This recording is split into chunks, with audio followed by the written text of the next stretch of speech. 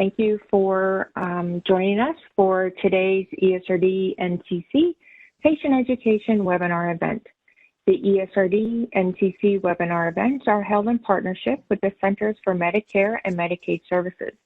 The calls feature patient and professional subject matter experts from around the country showing how they or their organization are coping with situations related to COVID-19. Before we get started, I wanted to let you know this call is being recorded and will be posted to the NCC COVID webpage, usually within 3 business days. Many times we will have the recording up on the webpage well before 3 business days. Let's take a look at the agenda for today's call. Today, we are pleased to have several individuals who have volunteered to discuss with us their decision and experiences with receiving the COVID-19 vaccine. The NCC recognizes talking about receiving the COVID-19 vaccine or any sharing of healthcare experiences can be considered protected health information. We want to thank our panel for choosing to share, and we appreciate your interest in this topic. Today, Derek Forfang will be our moderator of a very robust panel. We will introduce everyone in greater detail shortly. Our topic for today is making the COVID-19 vaccine decision a patient panel discussion. After their presentations, we will have time for questions and answers. This does not mean you have to wait until the end of the presentation to ask your questions. As your questions arise, please submit them using the chat or the question feature through WebEx. Our goal is to answer as many questions as time allows. If I can have the next slide. Before we start with our presentation, we wanted to share with you a new resource that's been added to the NCC website. COVID-19, a positive test or under investigation, being prepared, is a brochure for in-center hemodialysis patients who've been diagnosed with COVID-19 or are considered under investigation. It offers questions to ask your dialysis facility and the cohort facility if you're being sent to a cohort facility. There are also suggestions for maintaining your emotional well-being. And this brochure was made in partnership with patients who have been diagnosed with COVID-19 and went through the process of going to a cohort facility. So this was done, this brochure was made by patients for patients. So visit kidneycovidinfocenter.com and then select for patients. So what is this call all about? You will hear tips to empower yourself to cope with COVID-19. We will share some real-world experiences that you can put to use. We have some resources for you to use and share with others. And this series of calls is available to you bi-monthly, offering a variety of topics. At this time, let's go ahead and start our presentation. And I'd like to introduce you to our moderator, Derek Forfang. Derek has been a type 1 diabetic since age 10 and an ESRD patient since 1999, using various treatment modalities, including transplantation, peritoneal dialysis, and in-center hemodialysis. He is the chair of the National Forum of ESRD Networks, Kidney Patient Advisory Council, also called KPAC, and member on the Forum Board of Directors. He is the chair of HSAG ESRD Network number 17, Patient Advisory Committee PAC, and chairs the Network number 17 Board of Directors. He serves as chair of the National Kidney Foundation NKF Patient Advisory Committee and chairs the NKF Public Policy Committee. He's also a member of the Kidney Health Initiative, Patient and Family Partnership Council, and the NCC Patient and Family Engagement Learning and Action Network. Welcome, Derek. And we'd also like to introduce our panel. Della is the founder and CEO of the nonprofit organization called LIVE, which is L-Y-V-E, and LIVE stands for Living Your Life Victorious and Empowered. Della was diagnosed with ESRD in 2011. She's a certified kidney health coach for the American Kidney Fund, a facility peer representative for the Renal Network 10, a member of the Patient Advisory Council, and a subject matter expert for the NCC Patient and Family Engagement Learning and Action Network. a member of the Medical Review Board for Network 10, and a Patient Advisory Council member for the National Kidney Foundation of Illinois. Otelia Fonseca is originally from Cuba. She now resides in Miami. Otelia was diagnosed with kidney disease in 2011 and currently is using peritoneal dialysis. Otelia is an ambassador for the Depression and Bipolar Support Alliance, the Florida ESRD Network 7. She's a subject matter expert for the ESRD NCC Patient Family Engagement Learning and Action Network. Before she retired, she worked as a vocational rehabilitation consultant for the Bureau of Rehabilitation and Reemployment Services for the state of Florida. In her spare time, she enjoys going to the theater and concerts, listening to jazz, and spending time with her family. Renita Peck was diagnosed with glomerular nephritis in 1999, and she remained stable until January 2016, when she started in-center hemodialysis. She is currently using peritoneal dialysis. She works full-time as a recruiter for the hospital in Indianapolis.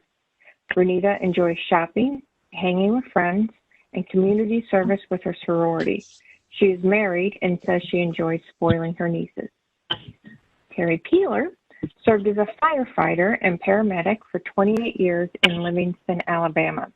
He was the first African-American full-time fire chief and paramedic in Sumter County and appointed in 2000. He was also elected Sumter County coroner in 1999. Terry retired in 2016 after his kidney diagnosis. Terry is married and has 2 children and 2 grandchildren. He also serves on the Kidney Patient Advisory Council.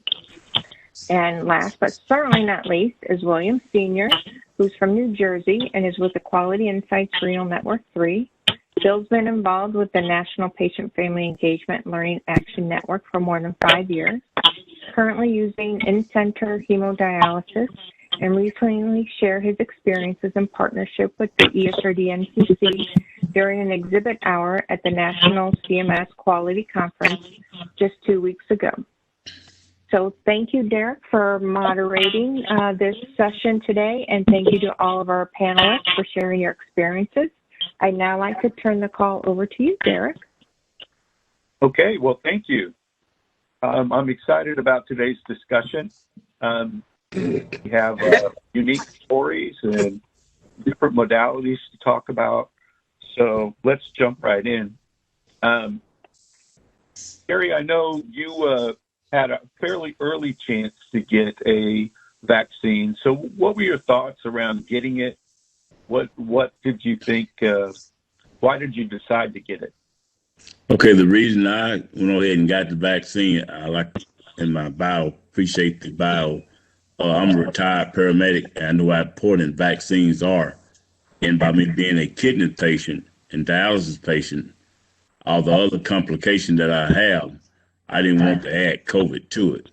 So for the company that I work for, they offered a vaccine on December the 29th.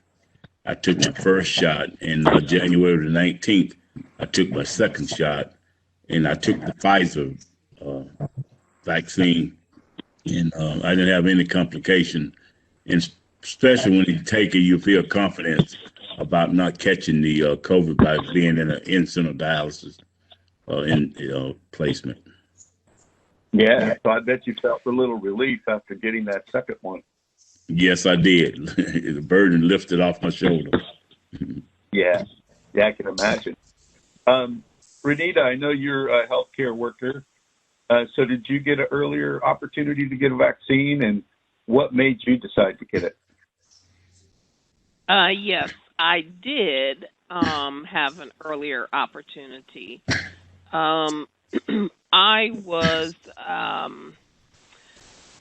a little hesitant at first about the vaccine, but I encountered quite a few of my friends who ended up with COVID, and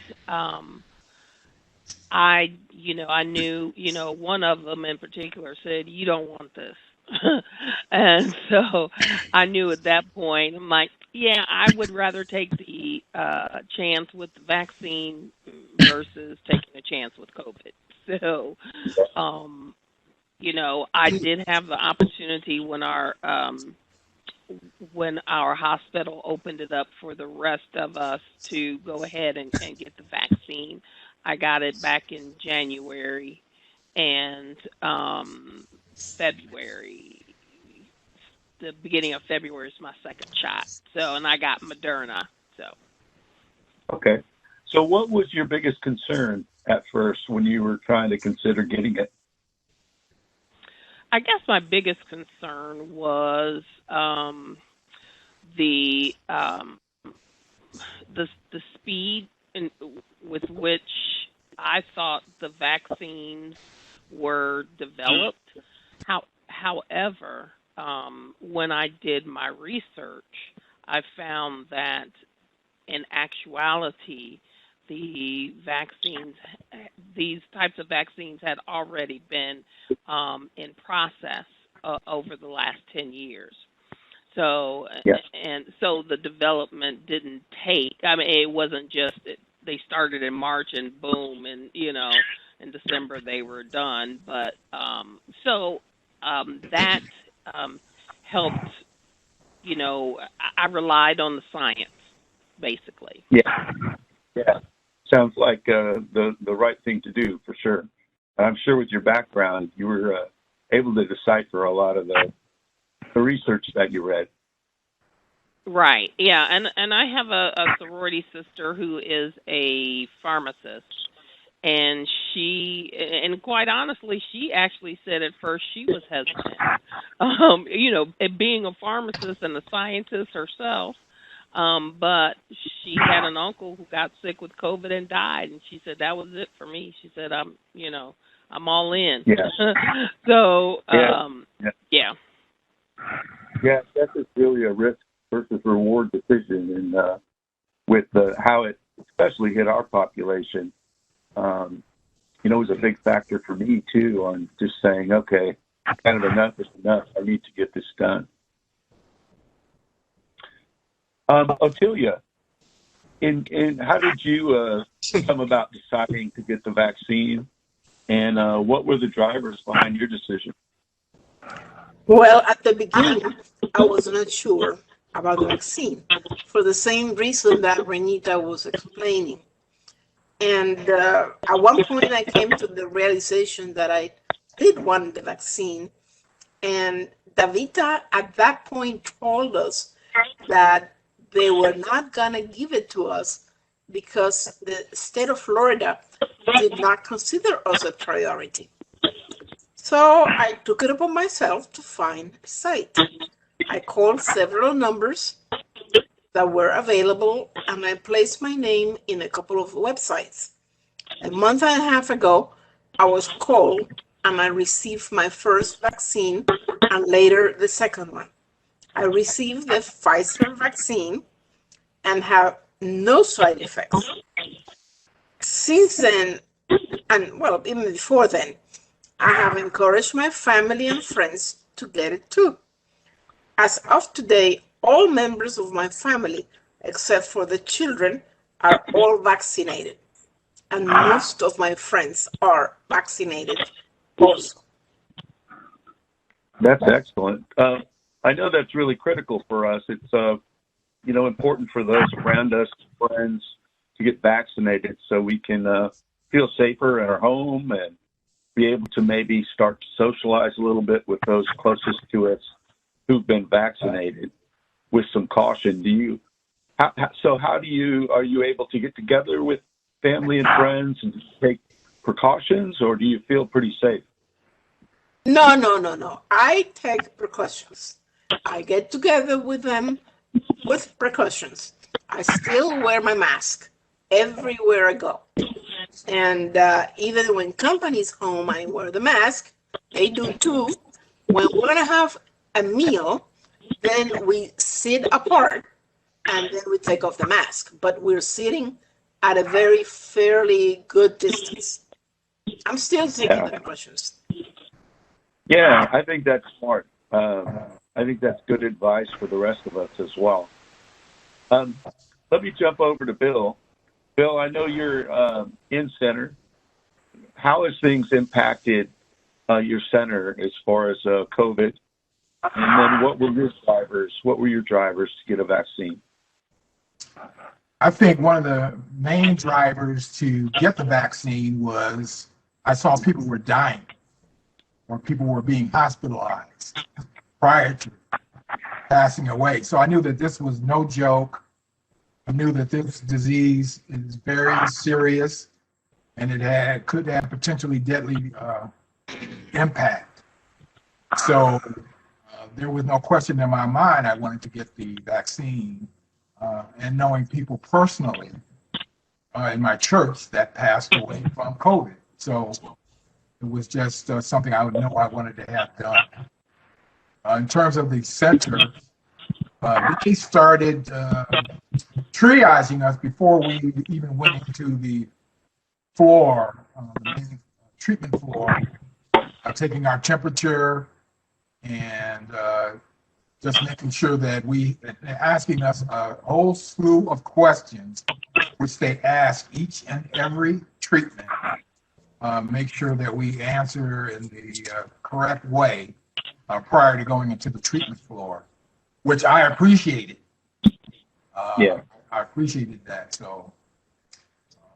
And how many did you just get the first vaccine, or have you had both? I had the first vaccine on the 25th of February, and I'm scheduled for my second one, Moderna, for the 25th of March. Excellent. Did you have any concerns at all, any worries about what will happen when you got the vaccine, or what were your thoughts right before you went down and got that done? Initially, when I first heard about the vaccine, I was leery about taking it.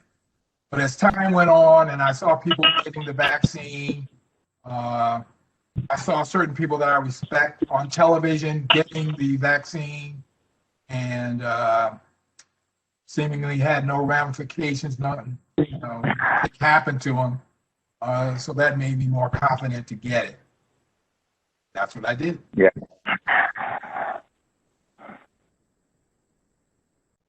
And have others around you gotten the vaccine yet? Family members? My wife got the vaccine the same day that I did. So we will be getting our second shot together. That's sort of, I'm not so concerned, but I heard that the second shot is the one where you could have a little problem. So we may be down at the same time, but other than that, I can't wait to get it, actually. Yeah. Yeah, I agree. Actually, I'm supposed to get my second on the 25th as well, so I'll have to check in with you. Good. Yeah. So Della, last but not least, what was your driver in getting the vaccine, and what were your thoughts around it? And did you talk to others to help you make that decision, or did you make that on your own? Well, I'm a single woman living here on my own, and I'm also a renal patient. So I always have concerns about, my overall conditions. So, I'm a researcher by nature. And so when I reached out to my transplant team about the vaccine, whether or not should we get it, should I get it?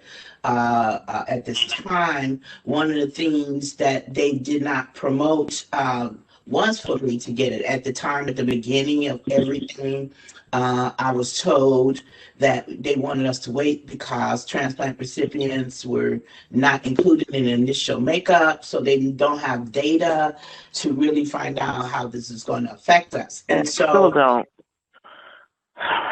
so with that thought in mind, it's like, if I had fear, listening to the people that I would believe should be more well-versed, be easier. But my fear was more so of a fight, and I wasn't going to go out like that.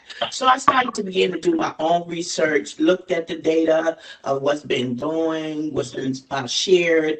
And so I came to the conclusion, look, I'm seeing these people dying. They try to keep it hush hush, but I knew that dialysis patients, renal patients were dying by the day and we being at high risk. And I just said simply to myself, look, some vaccine is better than no vaccine. Anything that would help me to be able to fight, I'd rather, take my chances on receiving the vaccine than be up here not protected. So from my own research and from that interaction with my transplant team, I decided to go ahead and get transplanted. And I was very fortunate that my church were becoming a actual vaccination site. And so since I'm a leader there, they classified me as essential worker, and I was able to get vaccinated on February the 6th. And so it brought a sense of relief even after that very first vaccination, because I felt that now whatever I might have, because I do deal with a lot of issues as a transplant recipient, but I felt that maybe a little help is better than no help. So that alone was helping me out. So. Excellent. And Renita, how did you feel after your second shot? Did you have side effects, symptoms at all? After my second shot, I had a little, about 24 hours out, I had a slight fever, like 100.9, I think it was. 100.7, 100.9. And slight headache. And then the next day after that, I was kind of really tired. But other than that, the fever went away overnight. I just took some Tylenol. Fever went away. There was nothing, any other than my arm hurt, of course. And then, but yeah, it was not. It wasn't anything real of any significance. Yeah. So, and I just wanted to make a point about Della, what Della mentioned about, being a transplant recipient and everything. And I happened to be in the hospital recovering from peritonitis at the beginning of this the beginning of March last year. And I was in the hospital I work for, and one of the nurses happened to say, we were talking about this whole hype about coronavirus. And she's like, we have a case here. And I'm like, here? She's like, yeah, here. I said, oh, get me out of here. The next day, they locked the hospital down. And it turned out that that patient was a transplant recipient. So wow. That was another one of the reasons why I knew that I wanted to get this vaccine too. Yeah, that's for sure. I know. I don't think we all knew the impact back then. I was actually doing some traveling and finally decided that's enough's enough back in early March of last year. So, Otelia, how did you feel after your second vaccine? Did you have any side effects? Not really. I didn't notice anything other than the usual. No pain, no fever, no tiredness, the regular normal feeling. And my friends and family that I know of, except for my niece and her husband, have had no side effects. My niece and her husband were tired that night after the injection. They were both tired. They felt tired. They had to go to bed early and rest. But other than that, I have not heard of other problems. Oh, that's great. And Terry, how about you? How did you feel after your second one? Did you have any symptoms, any issues? After my second one, I didn't have any symptoms. It was just like the first one. I have no fever, no chills. But my wife took the Medora about 2 weeks ago, and she had the same symptoms that Ms. Peck has, and it went away within 24 hours. And she's doing fine. She's scheduled to take the second shot sometime this month. Yeah, excellent. Yeah, I've heard of some responses, but for the most part, they seem to maybe last that evening or into the next day. So much better than getting the actual virus, that's for sure. Yeah. So, Bill, how are you after the first shot? Are you doing the same things to take care of yourself, or do you feel like there's a heightened urgency to be careful before you get your next shot? I know I've kind of felt like that around the family. It's like, well, we're coming close here to getting the second one. I sure don't want to have a problem. What are your thoughts around that? I guess I felt after the first shot that it built the foundation for the second. So if I took a deep breath and relaxed after the first one, it's halfway exhaled, waiting for the second one. So I'm just waiting for the second one. My concern was I didn't know what would happen. I mean, I'm on the transplant wait list. I didn't know what would happen if I got the first one and then got called for a transplant prior to the second one. But they said that's not going to hinder you. You shouldn't worry about it. You should just go ahead and get the transplant. You waited so long to get one, and so that's what I'm going to do. But I don't have. You only have 8 days to wait. So hopefully, although I hope you get a transplant, but so that seems like good advice. Did you feel safer after the first one? I do. I do. I feel that it's built a foundation. Something's in me right now that's working to build some type of biological foundation for the second one. So I feel like I've started the process, and I feel like, Lord, if the Lord let me live, I'm going to do it to completion. And I know that even after the second one, I have to wait 2 weeks. So after the 2 weeks after the second one, then I'll really relax in terms of knowing at least I've done what I needed to do then. I'll still wear my mask. I still will be socially separate, and I'll do all the things I still feel like I need to do until everything is all clear. Yeah, it sounds like a smart plan. Della, how did you feel after your first one? Did you feel any safer? And I know you have kind of a different experience than some on the panel, so maybe you could tell us a little bit about it. Yeah, my very first shot was the Pfizer, and I had that on February the 6th. And, the only type of side effect, if you would say it was a side effect, is just a little bit of, arm aching or whatever. I just treat that as something normal. But unfortunately, on the 8th of February, I allowed a friend of the family to come over and, just because they was concerned. So obviously they wanted to make sure I was doing fine. And then in my house, just only for just a brief moment, no more than probably 8 minutes, 10 minutes max. And during the time of conversation, talking, they had like that twinkle cough, like you have like a twinkle in your throat type of cough. And I didn't think anything of it. No, I'm in my house. So no, I did not have on a mask. And that individual didn't have on a mask. And plus I've been around them for a while before. So I didn't even think anything. I trusted them, in other words. But Wednesday night, early Thursday, I started having chills, fever, body ache. I felt like somebody had a bat and really beat me from the head down to the toes. It was just really so bad. My excruciating headache. It was very terrible. Slight cough at that time, but then by Friday morning, everything was full blown. They had to rush me to the ER room, and that's when I found out on the 12th of February I had COVID. So after my first shot, I wound up getting COVID on that Friday, you might as well say.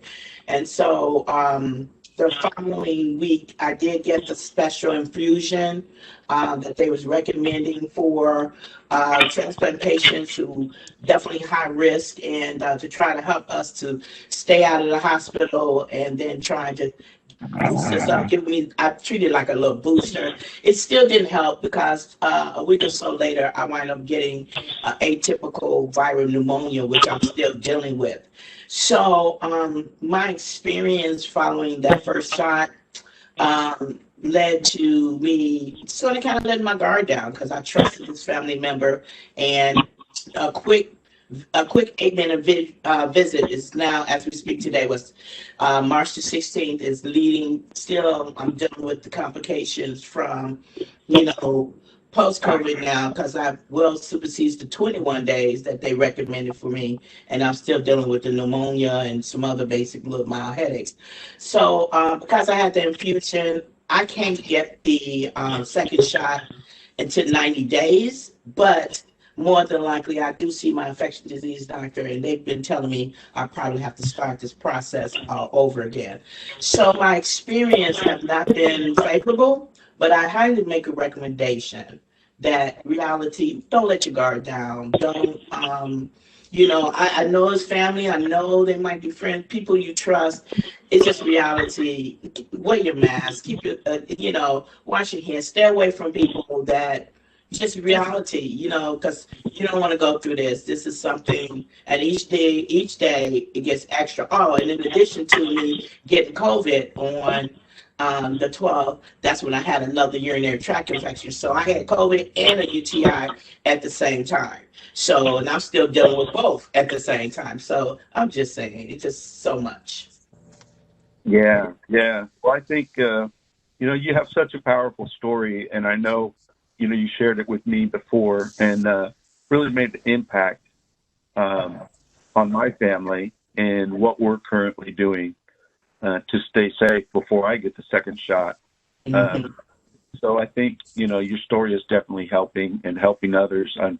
I'm sorry you've gone through this. You sound actually a little better today, so hopefully that pneumonia is working. It's kind of some giving me now, and that's still here. That's the second X-ray saying it's not trying to go away. And I've been taking this little cough medicine, but it ain't doing the job. I can feel it coming on, but I'm going to last as long as I can. And cough, if I have to cough, it's just as simple as that. So. Yeah. Well, I'm sorry to hear that, but you are a warrior, and I know you'll get through this and get that vaccine. I will. Yeah, well, I'll be rooting for you. That's for sure. Thank you so much, Derek. So, kind of hearing that, Bill, does that make you more concerned, less concerned? Do you feel like you're on top of it? Was that for me? Yeah, Bill. Okay. I feel like I'm on top of it. I realize, each of our journeys, there's 5 of us here today, 5 SMEs, and we each have a different journey, and things may affect us differently. I felt so bad for Della when I first heard that story. But I can say that, we have not allowed people in our house, except for maybe someone that delivered our new stove, and stood away from him and had made sure he had a mask on and we had our mask on. So it's just not going to happen until we get the all clear that we're going to even invite people over. Right. Yeah. And so, Terry, I'll go back to you. So how did the vaccines interfere with your life? Did it at all? Did it change anything for you? No, I'm gonna take the other panel. Do like the other panel. I don't let my guards down. I wear my mask. I try to keep my distance, and it give me more confidence to being around people, especially in the dialysis center, because they just gave the Maduro shot out last week to most of the patients there at the dialysis center. But it give me more confidence, and then we have some employees don't want to take the vaccination also. I got an issue with that though, but that's another day. But it gives me more confidence by being around people and around folks in the dialysis by having the shot. And I wear my mask constantly. So did others in your facility ask you questions about it when they were trying to decide, or did most people want to get it right away, or what was your experience watching others there in your facility? Okay, when they found out I was the first one in the facility that got the shot vaccination. And when they found out I got it, a lot of people came and told me, Mr. Peter, we're gonna watch you. If you don't miss no dialysis treatment and you're doing okay, we're gonna go get the shot. So a lot of them visually watched me, and a lot of them came over and talked to me about my side effects, and I told them I didn't have no side effects. And I think one of the nurses said she took hers because she watched me, and saw I was doing okay, so she went ahead and took hers. So a lot of them just visually watched it. They found out I had taken the shot. Yeah, so you had a little bit of pressure on you to make it to your make sure. Yes, I did. Yeah. Well, that's good. So how do you feel? I mean, how many people, percentage-wise, got the shot there? I didn't understand the question. Okay. Yeah, we're getting. I didn't understand your question. That's okay. How many people do you think percentage-wise got the vaccine? I talked to center manager Monday, and he said about half of them right now. A lot of them is really uncomfortable with a lot of them want to take the Johnson vaccine right now because it's not for one shot. But about half of them, she said, that's what he had told me, about half of them. We're a facility about like 250 patients. One of the larger was in the Southeast. Bill,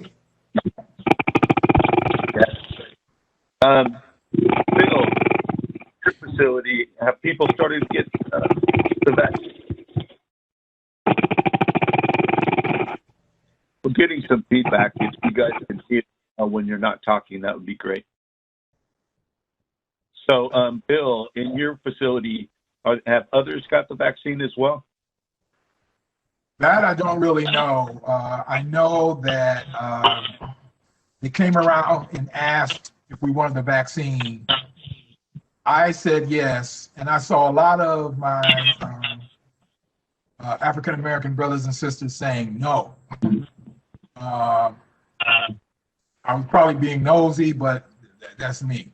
But I think there are a lot of people that are still reticent about taking the shot, and I know they are. And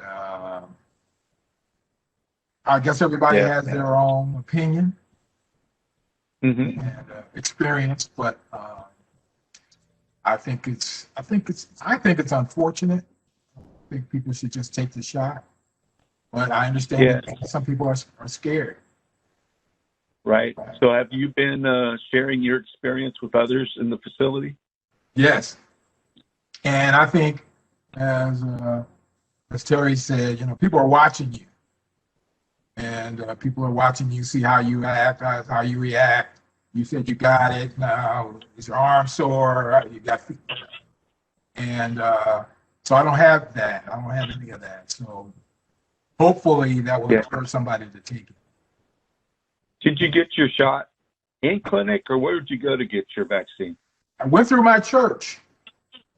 My church, there was our mayor has he had an endeavor to get people vaccinated through the churches, and I signed up one day, and the next day they called me for my appointment. So my wife and I.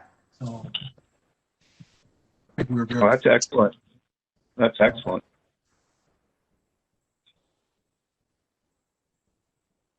So, Otelia, being a home patient, do you feel a little safer with the whole COVID experience, or did you feel, did you have to take any extra precautions as far as going out? Did you go out much over the last year? I didn't go out during the lockdown. I was extremely careful. But after that, I started going out a little bit, always taking the precautions, always wearing my mask and my shield. I wear both. And I haven't gone to any place that is a gathering place. I don't even go to a restaurant. I have not gone to any restaurants. I just either cook at home, or I pick up the food, or I order the food. But and as far as having somebody in my house, I only had lately a friend that already had the 2 shots, and I already had the 2 shots, and we had a little bit to eat on my terrace with the fan on and with good distance between the two of us. So I do mingle, I do things, I go to Publix, I go to CVS, but to a degree, not, I don't overdo it. I don't go shopping in general. I do very little shopping other than Publix and CVS. So I do take my precautions, and I feel safe so far. Yeah, that's great.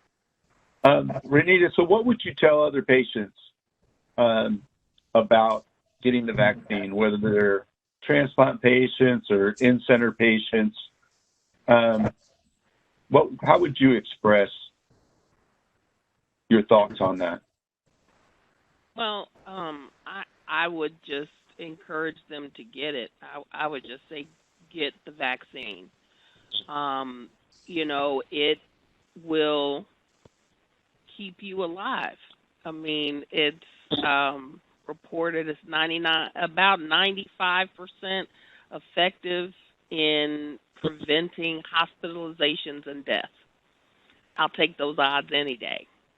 You still may get people don't understand. It's just like the flu shot.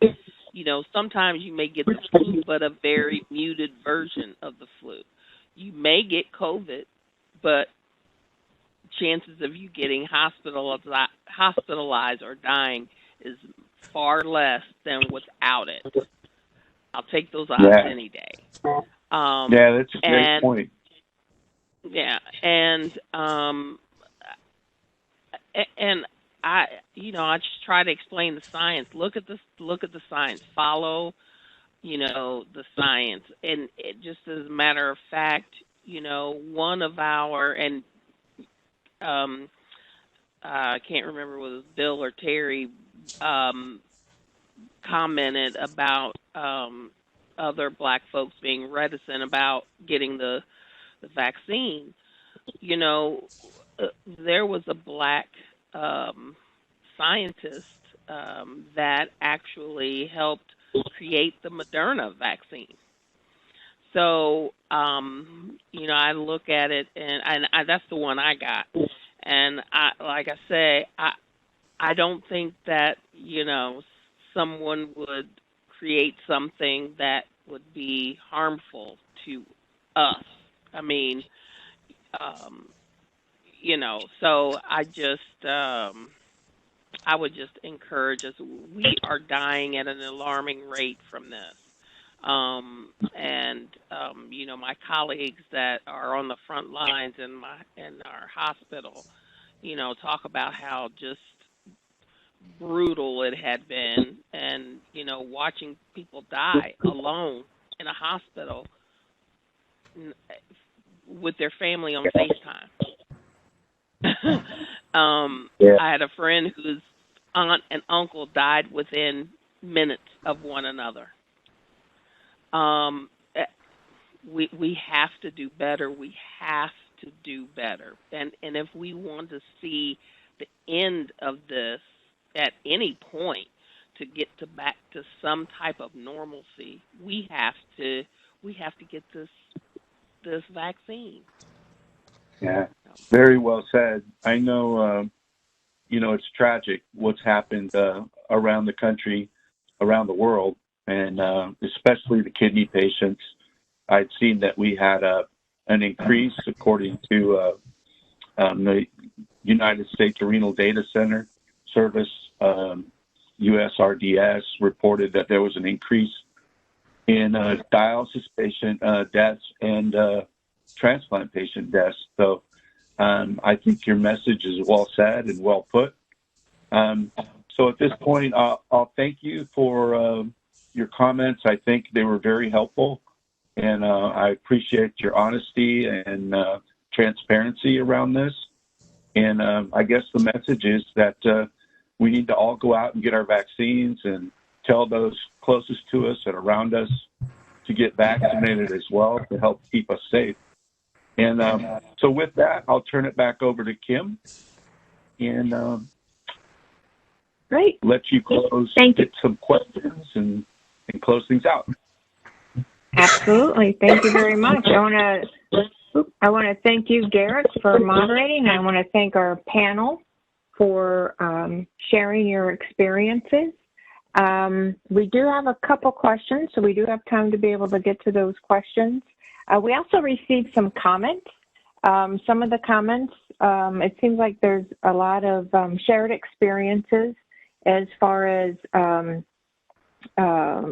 reactions or side effects. Some people commented that what they experienced was just a sore arm from the injection at the injection site. We heard from one individual who commented that they had just a sore arm and they just got their second injection, and they are a double organ transplant recipient. So thank you everyone who stayed in contact with us through the chat. We do appreciate that. We do have a question for Della.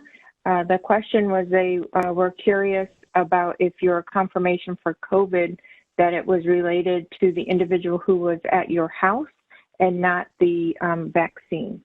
Yes, it was, because while I was in the hospital at that time when they was doing, the intake and information, I happened to receive a call from that person, and I had my phone on my chest. And so since I was not in the right frame of mind or ability to really do the normal, put it up to your ear, I just put it on speaker because it was on my chest. And it happened to be, he shared right then and there that one of his friends called him and told that he was positive, and he went into CVS and did a testing, and they told him he was positive. So by deduction, of course, with all the related symptoms that I was having, the doctor pretty much would say more than likely that I was positive because he heard the conversation. Okay, great. Thank you very much for that, Della. And Jerome, can you let us know, do we have any other questions? Yeah, Kim, I see a question for William.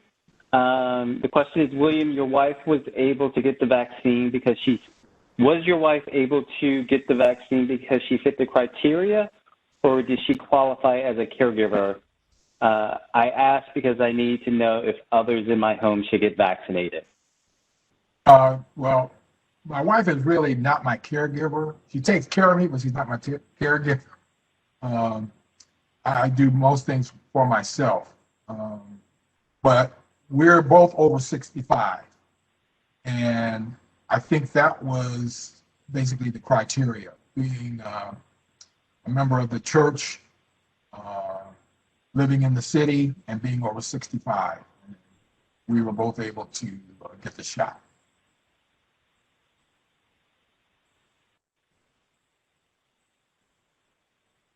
Okay. Thank you for that, William. We appreciate that. We do, while we're speaking of that, because you're speaking of your wife, there's a question. Have you encouraged you or anyone, this would be for anyone on the panel, have any of you encouraged your family members to become vaccinated? This is Della. I can answer for my family. My youngest daughter, who happens to be 31, she'll be 31 this year, so she's 30. She's actually scared. She's not in my house, okay? I don't let not even my girls to come over. I have two daughters. One is a non-essential worker, so she has to wait. And I do live in Illinois, and so they just made 1B plus for us, but then in this case, my daughter was classified, youngest daughter classified as essential. So not only did I encourage her to go get it, I was fortunate enough to be able to give her the information where she can get it, and she has an appointment. So that's one of the things that I do is try to help people I research and share information where they can possibly register to get vaccinated. So I was able to find her a slot, and so she's getting vaccinated this Saturday. Thank you for sharing that. Does anyone else want to answer that question regarding your family members and receiving the vaccine? Well, I know all my brothers. I have 3 brothers. 2 live in Michigan and 1 lives in Florida, and they all have gotten the first shot, and they're all looking forward to getting the second. I have a niece in Atlanta, and she got the first one, and she's looking forward to getting the second.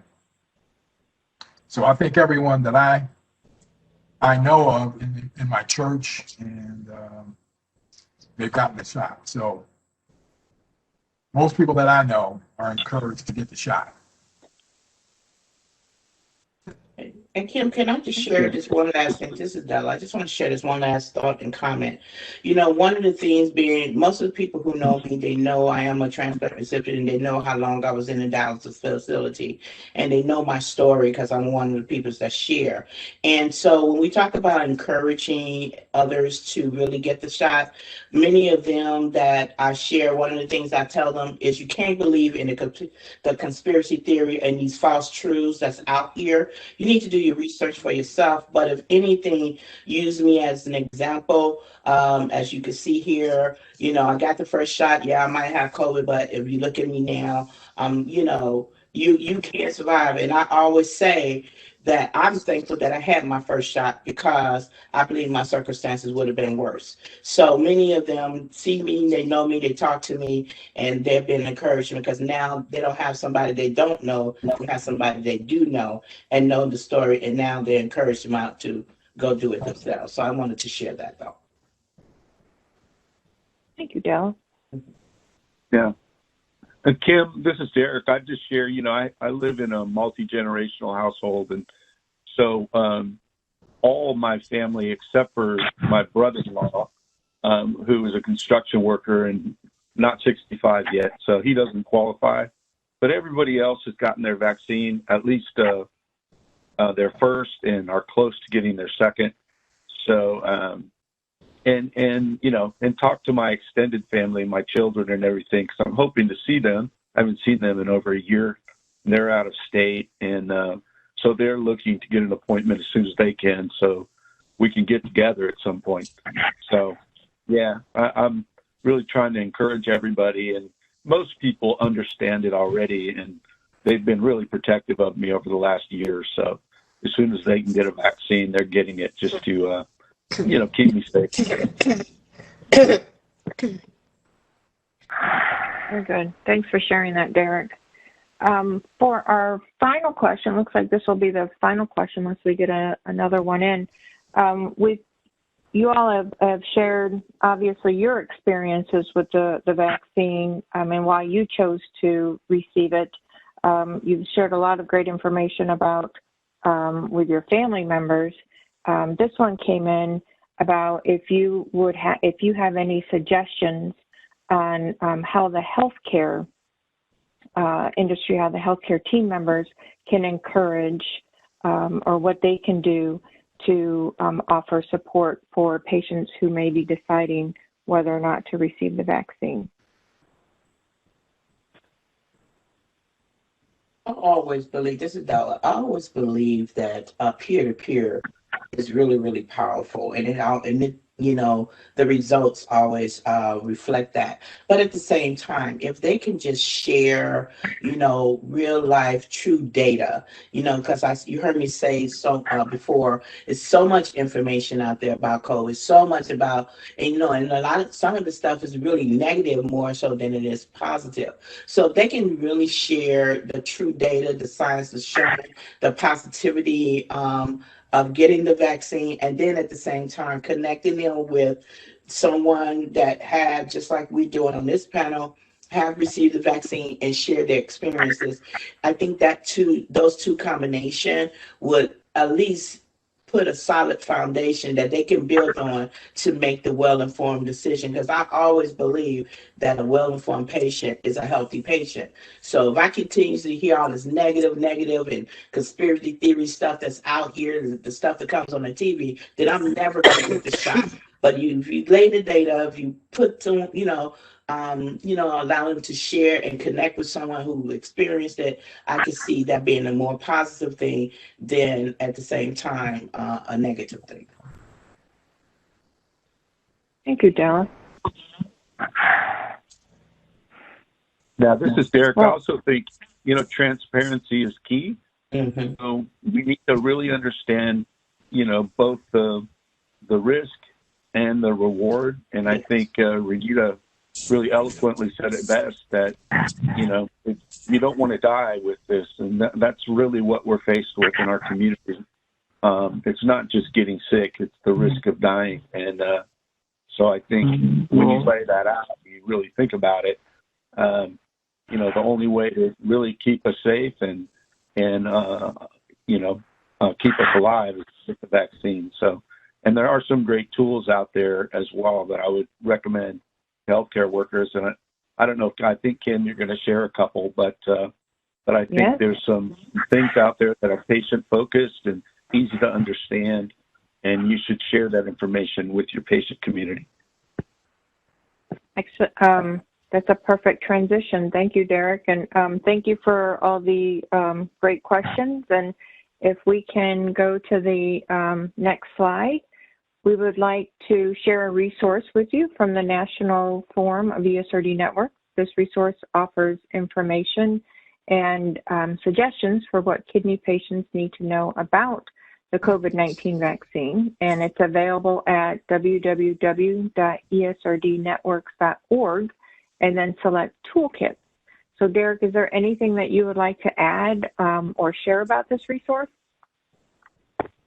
Well, I'll just add that this was information was given to us mostly verified by the CDC, and also by physicians, I would say, that are involved with the forum. And patients actually took this and put it in a form that we felt was easily better understood and easier to look through for patients, but it's all verified information. And, I recommend that, you hand this out to your patients or patient to pull it up and look at it yourself. I think it has some great information. Great. Thank you very much, Derek. If we have the next slide.